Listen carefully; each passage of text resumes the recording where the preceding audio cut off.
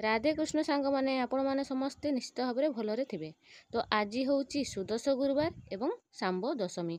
तो प्रथमे सकाळ उठी सुदशा गुरुवार तांकर गुआ सब मु पूजा कर सारली, भोग लगे सारली।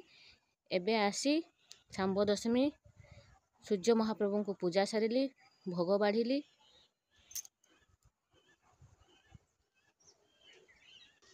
एबे सांब दशमी पूजा सारी जीवी माँ लक्ष्मी मंडा पिठा भोग तैयारी करिबा पई।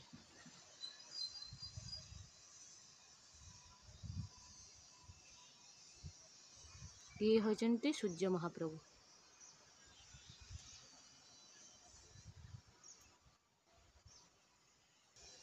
आज हूँ सांब दशमी। तो सांब दशमी उपलक्षे समस्त को मोर हार्दिक अभिनंदन। समस्त का जीवन सुखमय, शांतिमय एवं मंगलमय हो।